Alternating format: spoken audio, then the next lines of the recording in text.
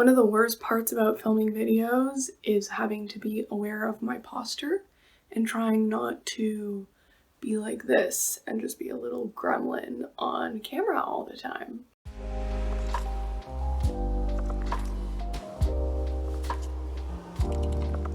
Hi, hello, how are you? It's been a long time. I hope you're doing well, and if not, I hope tomorrow is better. It's okay to not be okay. Sometimes life happens. If you're new here, my name is Alex. It's nice to meet you. And if you're coming back, we're best friends now. You know how this goes. I've been gone for a couple of weeks, basically because I didn't feel like filming. A lot has been going on in my life and I wasn't in the mood to be perky on camera or just be presentable at all and edit. So I just took a little break and now I'm back. I'm back with some recommendations. There's been a tag going on Instagram and it was started by Rowan and their handle is Gobbling Up Books on Instagram. I'll link it down below. And it's hashtag I will never be okay again. And it's like books that you read and you were like, okay, I will never be okay after reading this. Like this emotionally destroyed me, or this was so good and I can't believe it's over. And yeah, that's kind of my take on that tag. And Seki on Instagram, I will tag her Instagram below as well, tagged me for this. But instead of doing it on Instagram, I thought, why don't I film a video? Because I have quite a few books to share and I'm not like really on Bookstagram. My Instagram is just random stuff. So I figured I might as well put the content here. This is in no particular order. It's just how I grabbed things off my shelf / wrote them down on a list. And yeah. So the first book I have here is a graphic novel, and that's Heartstopper by Alice Oseman. Not an unpopular opinion. This book emotionally wrecked me. This was so good. It was so beautiful. It was so cute. And it is just a little graphic novel all about queer joy. It tells the story of Nick and Charlie and how they meet, how they come to be friends, and eventually how they fall in love. Charlie is already out. He's gay. He's out in an all-boys school. But Nick is not out. Nick doesn't even understand what's going on. He doesn't understand his feelings. It's a lot of new stuff going on. But it's very good. It's very sweet. There's some very cute artwork. And I just absolutely love this graphic novel series and I cannot wait for the 5th book to come out. Then for another graphic novel, I have Fun Home by Alison Bechtel. I still struggle to understand how to pronounce her name. This is a family tragicomic and it's essentially a memoir about her coming to terms with her sexuality as well as reflecting on her complicated relationship with her father, who was also a closeted gay man and a pedophile. And he was killed in an accident. He was hit by a truck and people are not sure if it was suicide or if it was an accident. And it just follows her life throughout her preteen years and her teenage years and then through college. And it was just a really well done memoir. I thought this was a brilliant graphic novel. It is one of my most favorite books and I recommend it absolutely every chance that I get. Then we have another nonfiction and that's Braiding Sweetgrass by Robin Wall Kimmerer. This is all about indigenous wisdom, scientific knowledge, and the teachings of plants. It is one of the most beautiful books I've ever read. It's a series of essays. And never in my life have I been so emotional reading essays about things like strawberry plants and salamanders and rainy days. It's so gorgeous. Kimmerer is both a scientist and a poet, and she just really has a way with words. I highly, highly recommend this. This is another one of my favorites. It's absolutely gorgeous and there's so much to learn from it. This next book is a perfect book for the season, for spooky season. And if you follow me or my friend Sally on Instagram or on YouTube, you know that we are doing a little readathon at the end of the month called trick-or-tbr, and one of the prompts is pumpkin patch, and it's to read a book or a short story with orange on the cover. So this is a good recommendation for that. And it's The Saturday Night Ghost Club by Craig Davidson. I adore this book. It has such nostalgic themes to it. It is a very nostalgic story about a bunch of kids in the 80s who start this ghost club with the main character's uncle who owns this occult shop. And it's so much more than just a ghost story. It's a lot about those little talked about ghosts, which are grief and sadness and the unreality that we create for ourselves to make existence more bearable. And it's incredibly well written, and it's very Stranger Things vibes, and I just can't recommend it enough. It's a really good book for the fall, even though it is set in the summertime. I think it's a really brilliant story, and it's also very, very moving and interesting. The next up on my list is a book that I haven't actually read in a long time, but I did read it 4 times, I believe, in my high school years. I actually would read it every September just as the school year was starting. And that's The Perks of Being a Wallflower by Stephen Chbosky. Most of you probably have read this book. Most of you probably know this book. It's a story of Charlie who he struggles with mental illness and a traumatic past of suppressed memories, and he is writing this series of letters to a pen pal, essentially, telling them about his first year as a high school student and the friends that he has made. He's friends with like this group of seniors, and it is very sad. There are a lot of trigger warnings in this, so I recommend looking into those if you haven't read this.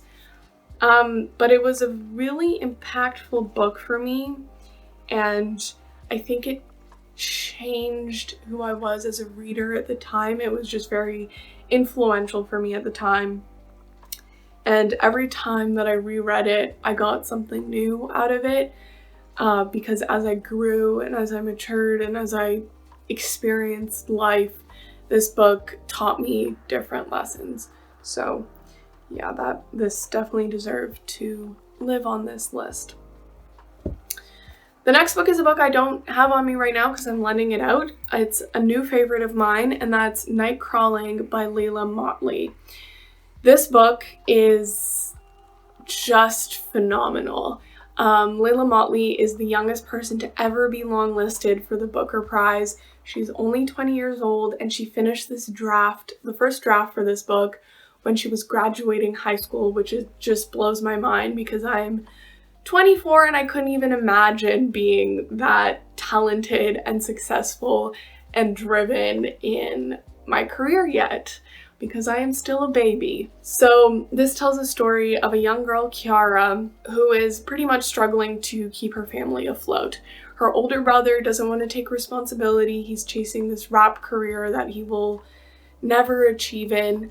And then her next door neighbor is a woman that struggles with drug problems, and she frequently abandons her 9-year-old child. So Kiara feels like she's responsible for herself, for her older brother, and for this kid. She can't cover the bills with the job she has now, and she kind of accidentally stumbles upon Nightcrawling.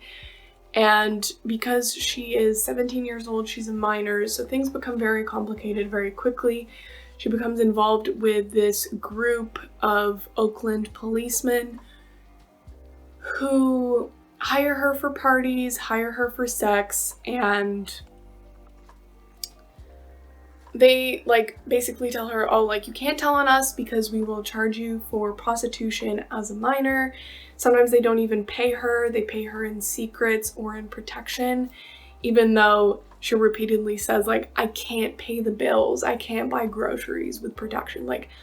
I'm doing this not because I love it. I'm doing it because I need money. I need to pay my bills. It is a really impactful story. It is very intense. It is gorgeously written. There's so many lines in the book that just blew me away. My whole book is just annotated to the nines. It's amazing. I can't recommend it enough. Again, this has a lot of trigger warnings, so definitely read into it.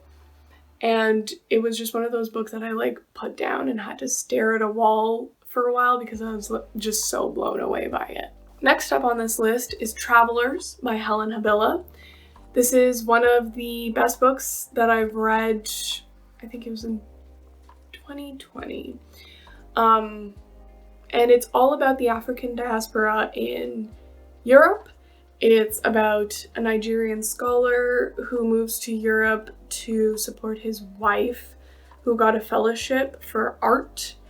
And it is about the refugee experience and the immigrant experience and the Black and queer and brown experience in Europe.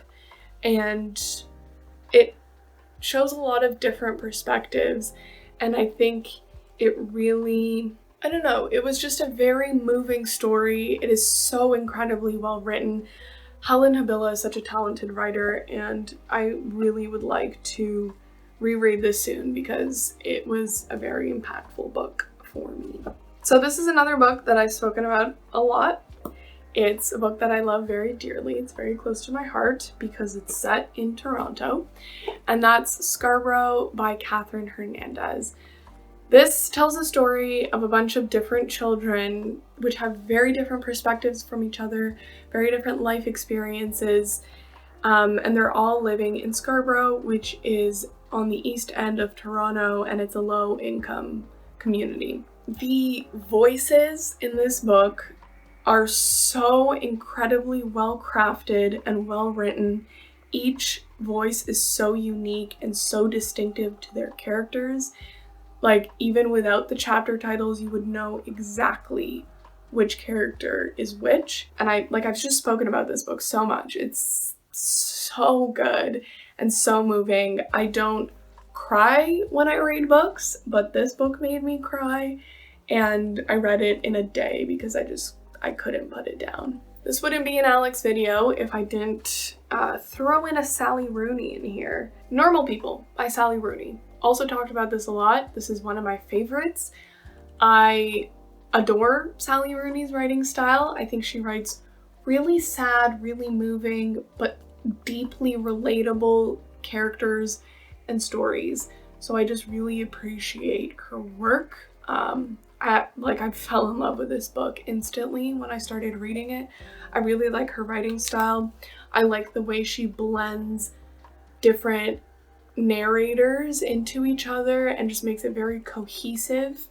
And yeah, I really, really loved this book. That's all I can really say about that. Then we got a thick girl over here. Again, would not be an Alex video if I did not force this book down your throat. I keep bugging all my friends to read it. I know it can be intimidating because it's long, but just trust me. Just trust me. The Priory of the Orange Tree by Samantha Shannon. It's a sapphic fantasy with dragon riders, dragon slayers, badass queens, like witches that control fire, and like it's just so good. And there is so much to it. So many amazing characters and incredible stories that weave into each other. Like I said, I know it's long. I know. And I know it's intimidating. I don't read long books. Like, if my channel is any indication to my reading preferences, I love a good short novel. But this is amazing. Like, I blew through it. I think I read it in 8 days or something like that. It's a little slow in the beginning, like most fantasy, because it's a lot of world building and introducing you to all the characters, but it has a glossary, so all words that you don't understand, they're defined. It has a character list, and of course, it has a map. Actually, it has 2 maps. So, you're just gonna have to take my word for it. Despite this being so long, when it ended, I was like, I know I'm not ready yet. And then a few days after I read it, Samantha Shannon announced that she's releasing the prequel to this. So I can't wait for that. I pre-ordered it and I cannot wait to receive it in February of next year and just absolutely devour all 800 and whatever pages of it, because Yes, please. And last but not least, we have Indian Horse by Richard Wagamese. This is another book that I've spoken a couple of times about. It is written by a Canadian Indigenous author, and it tells the story of Saul Indian Horse and his experience in residential schools and how he grappled with the trauma that he experienced from being taken from his home and from living in these residential schools, as well as the reprieve he found in playing hockey and the love he had for hockey. It's very intense, despite being short. It's very moving, and the writing is absolutely phenomenal. I adored Richard Wagamese's writing style and the way he weaved so much nature and beauty into the harrowing tale that is Saul Indian Horse's life. And it's not all about it's not trauma dumping. It's not trauma. It also reflects on the beautiful parts of Saul's life. But it's honest and it's true, and it is reflective of the horrible past that is the Canadian history and the history we have with residential schools and the impact it has had on Indigenous peoples in our country today. Anyway, that's it, that's all. So if you want to be emotionally destroyed or become emotionally attached to characters and stories, I recommend all of these books. All great.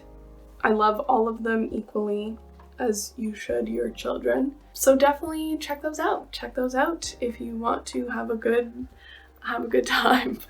I will see you next time, hopefully sooner rather than later. I will definitely have a vlog up for trick-or-tbr once that all happens, and I'm hoping to have something else in between. So like this video if you like this video, smash that subscribe button, as the YouTubers say, to help support my channel, and I will see you next time. Bye-bye.